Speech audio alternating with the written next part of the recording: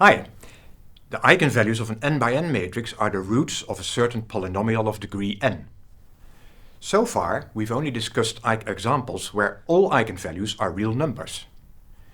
If a real matrix has an eigenvalue which is not a real number, then the corresponding eigenvectors cannot be real either. The main purpose of this video is to show how the computation of eigenvectors works for complex eigenvalues. Let's start with the simple example shown here.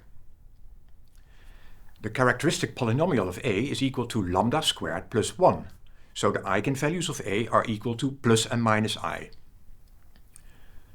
What about the corresponding eigenvectors? Well, the computation of eigenvectors for complex eigenvalues works the same as with real eigenvalues. Let's illustrate this for the eigenvalue I. To find the corresponding eigenvectors, we need to solve the system a minus I times x is equal to the zero vector. This system has the augmented matrix shown here, which is obviously row equivalent to this matrix. If we now add I times the first row to the second row, we find the echelon form shown here. Hence, x is a solution if and only if I times x1 plus x2 is equal to 0. So x is equal to the scalar c times the vector minus 1i. Let's take a look at this result. First of all, the vector you see here is a complex vector. Secondly, since we're using complex numbers in this calculation, the scalar c can be complex as well. So the parametric vector form of the general solution turns out to be a complex multiple of a complex vector. To distinguish complex vectors from real vectors, we will use the notation z instead of x. So, by doing this calculation, we ended up in the space of complex vectors with two entries, which is denoted by C2. More generally, here's the definition of Cn. Addition and scalar multiplication are defined in the same way as in Rn. Every z in Cn can be uniquely written in the form x plus I times y with x and I in Rn. Given a complex vector z is x plus I times y, x is called the real part of z and y is called the imaginary part of z. So this is defined in the same way as with complex numbers. The same goes for the definition of conjugation shown here. And here's an example. Now we are ready to present a very important theorem about complex eigenvalues and eigenvectors for real matrices.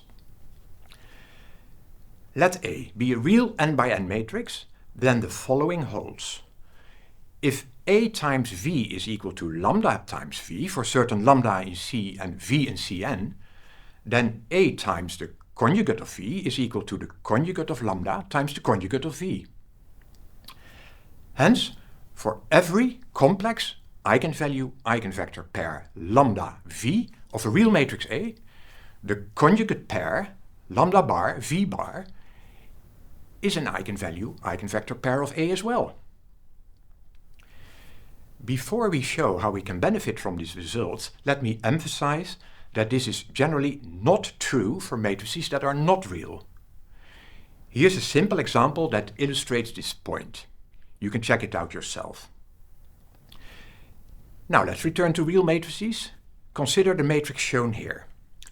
Its characteristic polynomial is equal to lambda squared minus 8 times lambda plus 17.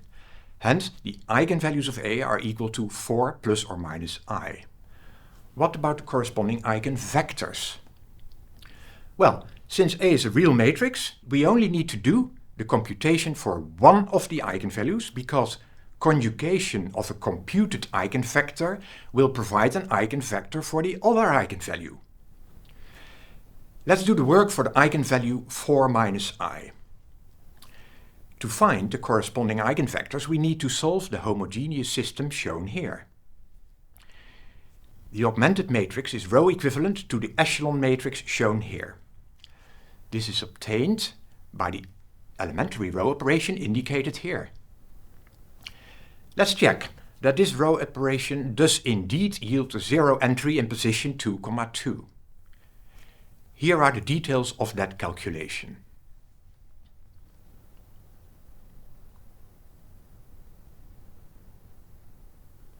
Quite a lot of work, isn't it?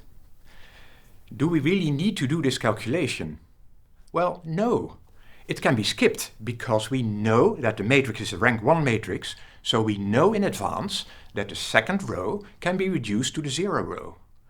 Hence, we can write down this echelon matrix straight away, without doing any computations. Of course, you might still want to do the computations to check that you haven't made a mistake at an earlier stage. Back to our calculation. We find that Z is a solution of the system if and only if 1 plus I times Z1 minus 2 times Z2 is equal to 0.